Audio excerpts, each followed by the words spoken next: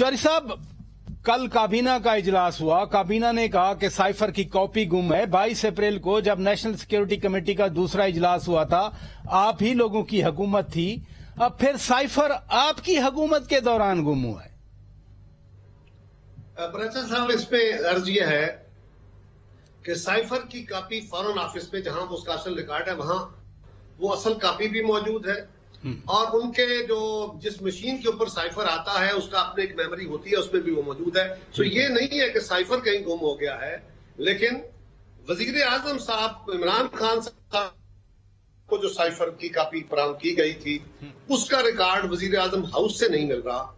और वजीर आजम इमरान खान जब थे, उनके सेक्रेटरी जो स्क्रिप्ट के हिस्सेदार थे, उनको जब पूछा गया कि जनाब वो स्क्रिप्ट यहाँ नहीं मिल रहा रिकॉर्ड में, तो उन्होंने कहा मैंने वो इमरान खान साहब को दे दिया था, उसके बाद मुझे नहीं पता क्या है।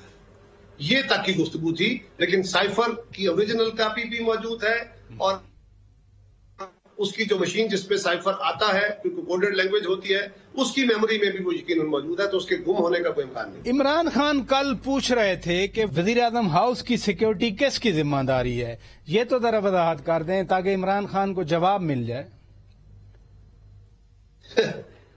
खान साहब से वो क्या कहते हैं, मतलब तुम कत्ल करे हो कि करामात करे हो। मैं इसको मजाक समझूं, लतीफा समझूं, क्या समझूं, कोई संजीदा गुफ्तगू समझूं।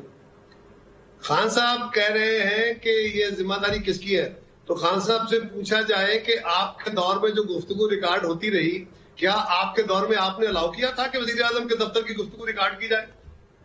आपको पता था कि यहाँ रिकॉर्डिंग होती है? आप बता दीजिए आपने क्यों अलाउ किया?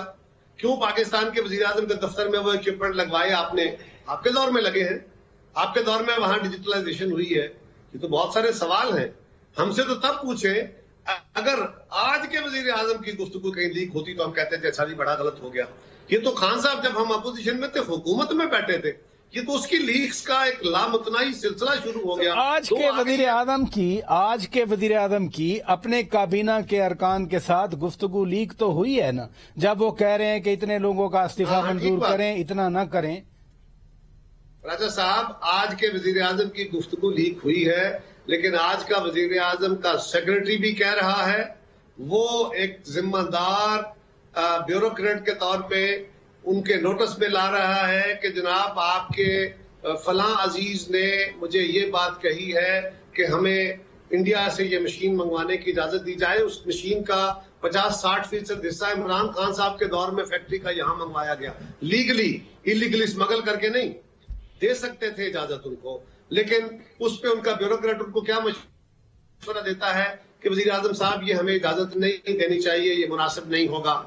और वजीर आजम साहब उसको कहते हैं कि आप ऐसा करें, उनको ये कन्वे कर दें, मैं भी आके उनको समझा लूंगा।